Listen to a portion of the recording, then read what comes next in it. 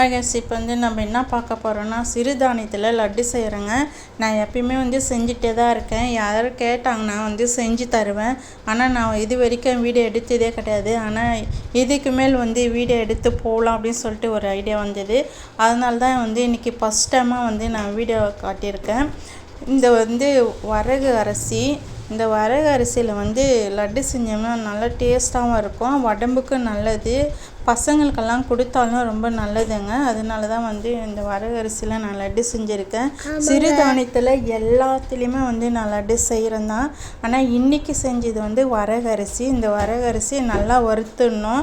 ஏன்னா வறுக்காது இருக்கக்கூடாது, பச்சையாக இருந்தால் நல்லா இருக்காது. அதனால் நல்லா வறுத்துக்கணும், அரிசி வறுக்கிற மாதிரி வறுத்துக்கணும். அதுக்கப்புறம் இந்தாண்டு பார்த்திங்கன்னா பாவு எடுத்திருக்கேன் வெல்லத்தில். நான் பனை வெல்லம் போடலாம், இல்லை நல்ல வெல்லமும் போடலாம், எந்த வெல்லம் வேணாலும் போடலாம்.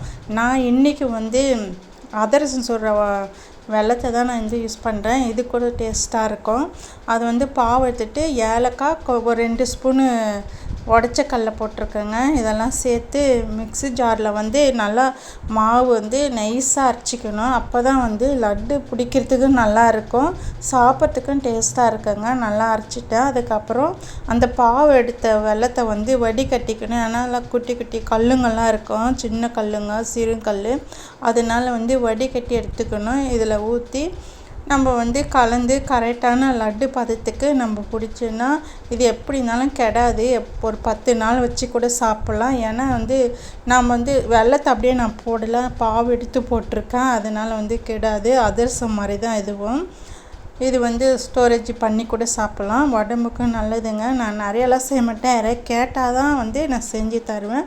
இன்றைக்கி ஒருத்தங்க கேட்டிருந்தாங்க பக்கத்து வீட்டில், அக்கா நீங்கள் செய்வீங்களா, அது செஞ்சு தரீங்களா, வரகு அரிசியில் செஞ்சு தரீங்களான்னு கேட்டாங்க. நான் அதனால தான் வரகு அரிசி திட்டமாக போட்டு அவங்களுக்காக ஒரு 6 லட்டு தான் கேட்டாங்க, அவங்களுக்காக தான் செஞ்சேன்.